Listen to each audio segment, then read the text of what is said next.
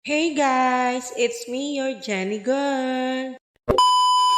Bale, ito nga pala yung time na nagpunta kami dito sa Tanay Highlands, na located sa Barangay Sampaloc, Tanay Rizal.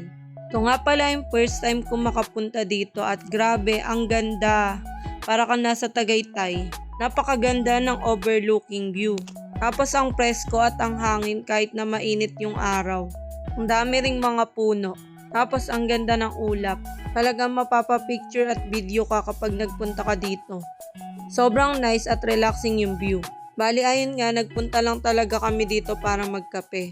Alam nyo naman ako, coffee is life. Tapos ayun nga, after namin magpahinga, mag-chill, kumain at magkape, syempre umuwi na rin kami. Talagang dinadayo dito.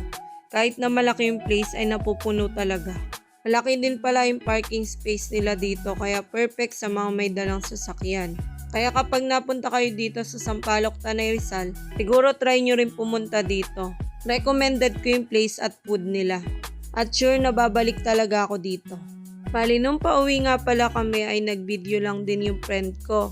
Taga dito lang din kasi siya sa Sampaloc kaya madalas talaga dito kami pumupunta.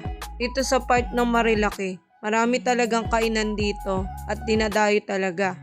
Dahil nga maganda yung view, malawak, presko at masarap yung mga food. Usually ang mga pumupunta talaga dito is yung mga nagra-rides. Dahil nga malawak talaga yung daan, maraming nagra-rides at dumadayo talaga dito. Siyempre walang traffic, pwede kang bumomba. Charot lang. Ayun nga, ang dami ko ng kwento pero ang totoo, namimiss ko lang talaga mag-drive ng 4 wheels. Ngayon kasi motor na yung inaaral kong i-drive para iwas traffic at para na rin makasama ako sa rides nila Idol. Hindi pa lang talaga nag-start yung training ko pero soon, abangan nyo. Medyo naging busy lang talaga ako lately at ngayon. Kapag okay na, soon mag-aaral talaga ako. Yun lang naman, maraming salamat sa panonood.